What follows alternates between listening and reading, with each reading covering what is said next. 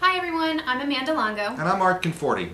And normally we bring you some very light, fresh, and fun YouTubes. But today we're going to get a little bit more serious. We're talking about the current state of the industry and the recession that we're dealing with all over the country. Art, tell me about the experiences you've been having with florists lately. I have no money. As simple as that. That's actually what it is. Everyone says to me, I have no money for marketing this year. They tell me that they can't put money into marketing, they can't advertise here, they don't want a listing on localflowershop.com. They feel like the money that they should spend should be strictly to do business operations. Basically open their stores.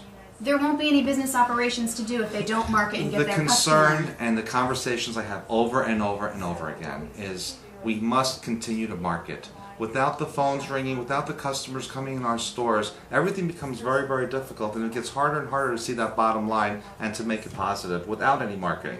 Tell me that story about the Ivory soap and the Penn State report. You know, it's really interesting. I looked it up online, marketing it during a recession, and I encourage you to do the same. You can read a lot of great, valuable information. And I ran across this study that was done by Penn State's College of Business. It's called Research, Proactive Marketing During Recession.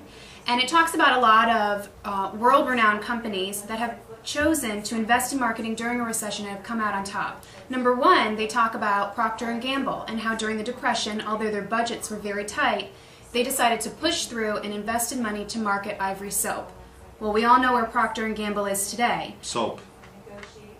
They're one of the largest toiletry manufacturers in the world. And we're not saying that you're going to be a global economic powerhouse, but you need to be able to feel assured that the people in your market area are going to be your customers, and not the customers of someone else. They're marketing soap. I mean, really, when we think about flowers, it's not something that you need to have every day, but it's something that people are still making sales and choosing to send. When they do, how do they notify the local flower shop? I know that customers are out there, and they're spending their money on flowers. The question is, are they going to give their money first to 1-800 or Pro Flowers, or are they going to come directly to you? And I think that's the focus right now, is as you're thinking about the holidays coming up, to sit back and wait for what? What is it that you're waiting for?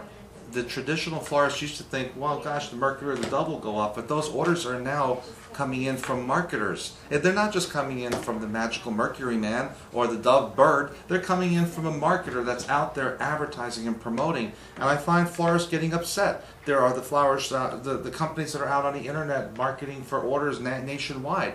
These aren't bad people. They're out there getting the orders that we, the local florists, are missing. That's why we started localflowershop.com. That's why we have the marketing materials. We have everything that we believe florists need to be able to be successful in the future and to get awareness back to the florist. If you're nervous about marketing during a recession, call us. Talk to us. We're florists. We have counselors that can help you at 1-800 start marketing. No, but the truth is really, you need to really think outside the box. And it's easy to go to your employees and say, gosh, it's slow. Yes, it's slow. The wholesalers say it's slow. The suppliers say it's slow.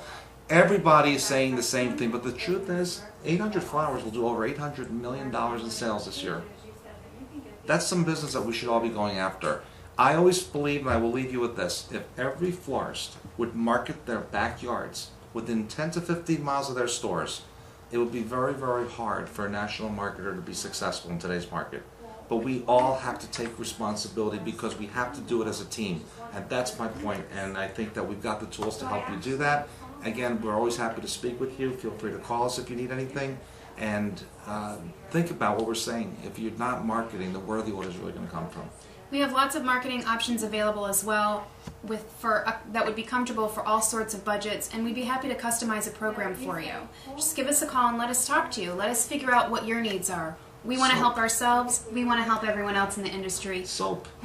We want to make sure that the local florists are here after this economic downturn is over. When this is all past us, which it will, it's going to be the strong that will survive. So let's run our shops as businesses. Let's look at the bottom line. Let's make our businesses more profitable than ever today. So when things start to come around and business gets better, we'll be positioned much better than we were before to be able to be profitable and successful. And really what we're doing is investing in our future. Thanks again for listening. All right, and don't forget to do your research. Market, market, market.